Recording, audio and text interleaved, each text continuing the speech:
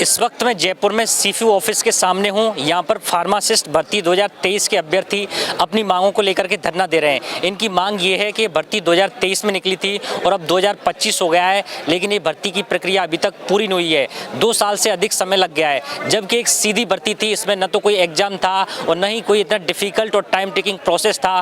फिर भी विभाग नियुक्ति देने में इतना ज़्यादा समय क्यों ले रहा है? यहाँ पर कई ऐसे लोग हैं जिनकी उम्र भी काफ़ी ज़्यादा हो चुकी है, लेकिन उन्हें अभी तक नियुक्ति नहीं मिली है। उनका कहना है कि ये जो भर्ती थी ऑलरेडी 12 साल लंबित भर्ती है। यानी फार्मासिस्ट की जो भर्ती थी, लास्ट भर्ती 2013 में निकली थी और अब उसके बाद में 2023 में दूसरी भर्ती निकली, लेकिन अब 2025 हो गया है, लेकिन अभी तक ये भर्ती प्रक्रिया पूरी नहीं हुई है। यहाँ पर तमाम जो अभ्यर्थी हैं, हम उनसे बातचीत करेंगे। आइए विकास जी, आज आपने सीफू के सामने यहाँ पे धरना दिया है अपने जो फार्मासिस्ट साथी हैं उनके साथ में, क्या है ये पूरा मामला? सर 13 साल से फार्मासिस्ट भर्ती का वेट कर रहे हैं और 13 साल में 3 सरकारें बदल गई, लगभग 5 स्वास्थ्य मंत्री बदल गए, हर बार आश्वासन मिलता है।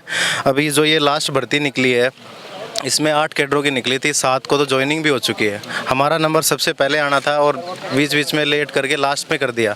फिर हमें डेट दी गई अगस्त की। यहाँ तक स्वास्थ्य मंत्री ने जुलाई में विधानसभा में बोला है कि अगस्त तक आपको एएनएम और फार्मासिस्ट को ज्वाइनिंग दे दी जाएगी, लेकिन उस टाइम भी हमारी कोई सुनवाई नहीं हुई। फिर हमें डेट दी 30 नवंबर, वो भी निकल गई। 31 दिसंबर भी निकल गई। डेट दी गई 31 जनवरी, वो भी निकल गई। लास्ट अभी डेट दी 28 फरवरी, वो भी निकल गई। तो सर इसी कारण हम सभी बैठे हैं कि अब जब तक हमारी लास्ट अंतिम सूची जो है वो नहीं आएगी तब तक यहाँ से हम धरने से नहीं उठेंगे। आपने कहा कि 12 साल से इंतजार कर रहे हैं, 12 साल से कैसे इंतजार कर रहे हैं? 12 साल से फार्मासिस्ट की भर्ती नहीं हुई है, तो ये जो भर्तियाँ आई रद्द हो गई, वह आई रद्द हो गई और ये अभी 2-3 साल से निरंतर चल रही है। अभी ये जो लास्ट भर्ती थी जिसके लिए आप कर रहे हैं धरना, वो कब थी?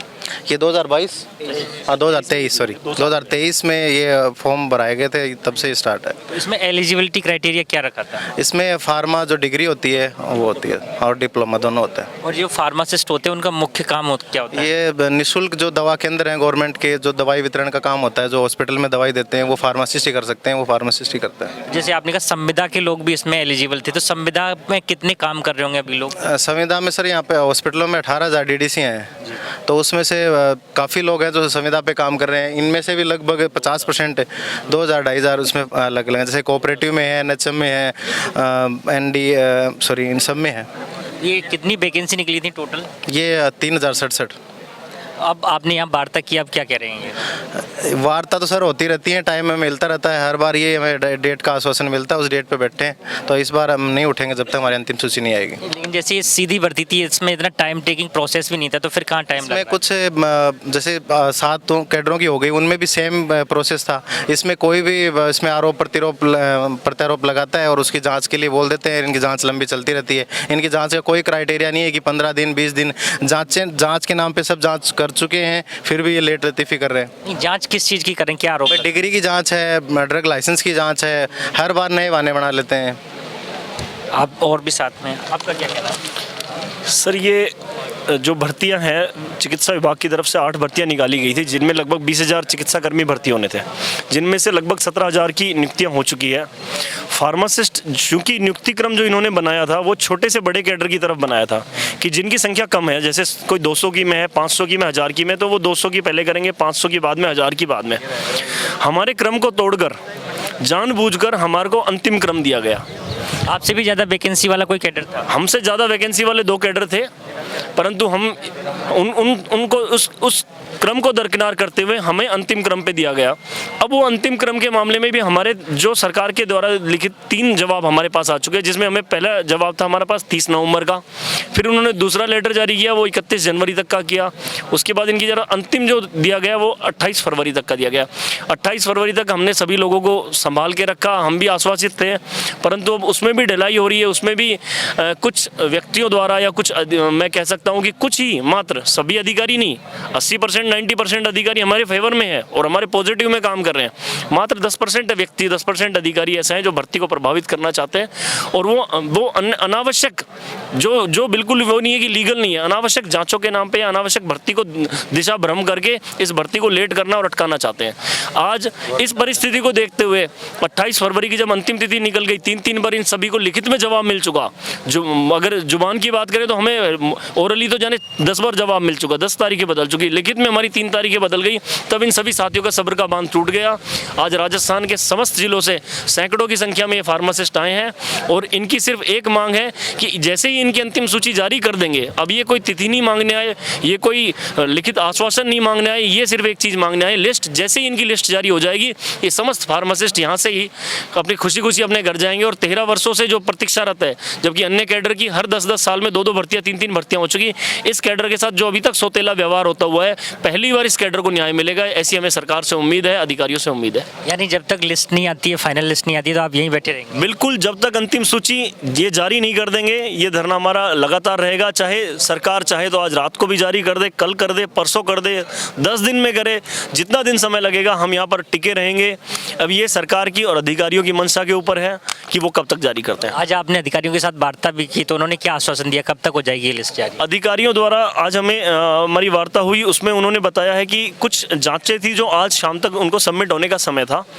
उन्होंने जो बताया वो बोला है कि 2 दिन में हम ड्राफ्टिंग का कार्य कर लेंगे और 7 तारीख को इस संबंध में आपकी अंतिम सूची के संबंध में मीटिंग है। उसके बाद पता चलेगा कि वो अंतिम सूची कब आएगी, 7 के बाद 8, 9, 10, पर उन्होंने लगभग लास्ट 7 दिन का समय लिया है। तो जब तक हमारा तो ये है कि सर जो कार्य जिस अवधि में ये बता रहे हैं उस अवधि को भी और कम किया जा सकता है, और अब तक कर भी सकते थे। जो इनका समय सीमा थी 31 जनवरी का था, वो बहुत इजीली 31 जनवरी को हमारी निकाल सकते थे, पर अनावश्यक 1-1.5 महीने की जो हुई है देरी, इसको भी अब कम करा जा सकता है। अगले 5-7 दिन की अगर ये प्रॉपरली इस काम को करें तो लगभग 2 से 3 दिन में हमारी अंतिम सूची आराम से जारी की जा सकती है। चिकित्सा मंत्री से भी मिलकर बात की क्या आपने? आदरणीय चिकित्सा मंत्री जी से भी हमारे द्वारा कई बार हमारे ज्ञापन दिए गए, हमारे प्रतिनिधिमंडल मिले, वो हमेशा उनके तरफ से देखो पॉजिटिव सकारात्मक रुख है, इसमें कोई शंका नहीं है कि मंत्री जी का हमारे प्रति भर्ती के प्रति बहुत सकारात्मक रुख है। परंतु कहीं ना कहीं वो ये बात है, शिकायतों के नाम पे, जांचों के नाम पे या अन्य नाम पर इस भर्ती को लटकाने का प्रयास किया जाता है। यानी अधिकारियों द्वारा उन्हें गुमराह किया जा रहा है? मैं अधिकारियों के भी सभी का नाम नहीं ले सकता, मैं कहता हूँ 80%, 90% अधिकारी भी बहुत हमारे फेवर में है। मात्र 5-10% ऐसे व्यक्ति हैं जो हमारी भर्ती को अटकाना चाहते हैं, 90% अधिकारी भी हमारे फेवर में है। मुख्यमंत्री जी, चिकित्सा मंत्री जी की मंशा बिल्कुल क्लियर है कि इस भर्ती को पूरा करना है। और शायद ये एक रिकॉर्ड रहा होगा कि कोई नई सरकार पहली बार बनी है और उसने 12 महीने के अंदर सर्वाधिक रोजगार देने का एक इन्होंने रिकॉर्ड कार्य किया है।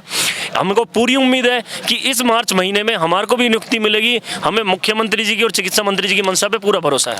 तो ये थे मेरे साथ में फार्मासिस्ट भर्ती 2023 के अभ्यर्थी, जिन्होंने कहा है कि हमारी जब तक अंतिम सूची नहीं आ जाती है हम यहीं पर धरना देते रहेंगे। साथ ही इन्होंने उम्मीद जताई है कि हमें कम से कम समय में फार्मासिस्ट भर्ती की जो अंतिम सूची है वो मिल जाएगी। फार्मासिस्ट भर्ती के ज़्यादातर अभ्यर्थी युवा हैं, लेकिन एक मेरे साथ ऐसे भी अभ्यर्थी हैं जिनकी उम्र 50 से ज़्यादा हो चुकी है।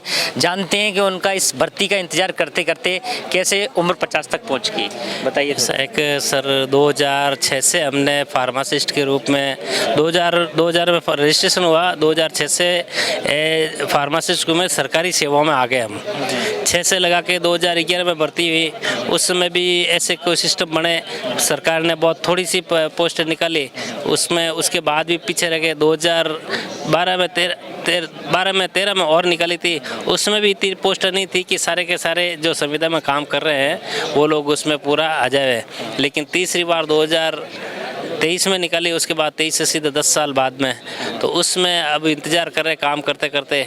और जब इस फार्मासिस्ट भर्ती में एलिजिबिलिटी क्राइटेरिया क्या है? एलिजिबिलिटी क्राइटेरिया है कि जैसे सरकार 10 साल कोई भर्ती नहीं आती है तो उसमें कुछ एज रिलैक्सेशन मिलता है। क्या है 18 से 42? हाँ, जनरली जो भर्ती के सिस्टम होता है वही होता है, लेकिन जो भर्ती 10 साल नहीं होती है तो उसमें उतना ही साल का, और सेकंड जिस आदमी के पास, जिस फार्मेसी के पास जितना अनुभव होता है उसको उतनी ही एज रिलैक्सेशन मिलता है। अगर किसी के पास 15 साल का अनुभव है तो फिर वो एज रिलैक्सेशन उसको 100 मिलेगा, क्योंकि अनुभव के आधार पर भर्ती है ये।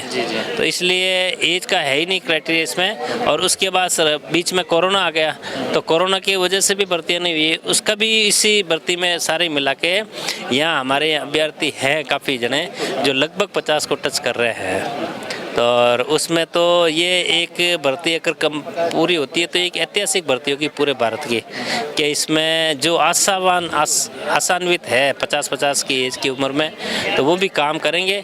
और काम के प्रति एक भी, मैं जो भी अभ्यर्थी बोलता हूँ, काम के प्रति एक भी ऐसा आदमी नहीं है कि वो कोई 20 साल से कम उम्र के लड़के से कम काम कर सकता है। 100% सजग फार्मासिस्ट है, 100% एकदम अनुभव फार्मासिस्ट है।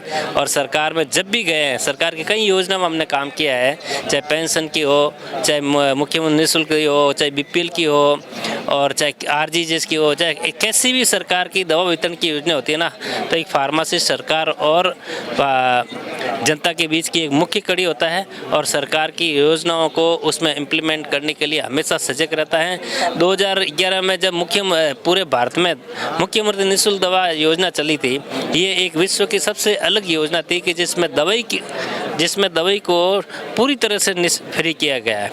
तो उस समय से लेकर आज तक ये जो अनुभव फार्मासिस्ट है, अनुभव जिनके पास काम करने का अनुभव था, इन्होंने अपने हाथ में लिया और जैसे जैसे सरकार और आगे इंस्ट्रक्शन मिलते गए, दवाई की चाहे डिमांड हो, किस काउंटर पे कौन सी दवाई चाहिए, कहाँ कौन से डॉक्टर क्या लिख रहे हैं, उनकी रिक्वेजेशन सरकार को भेजना और सरकार को रिक्वेजेशन के अनुसार सरकार दवाई खरीद कर सप्लाई करने का वो बराबर में इन मॉनिटरिंग करती रही है।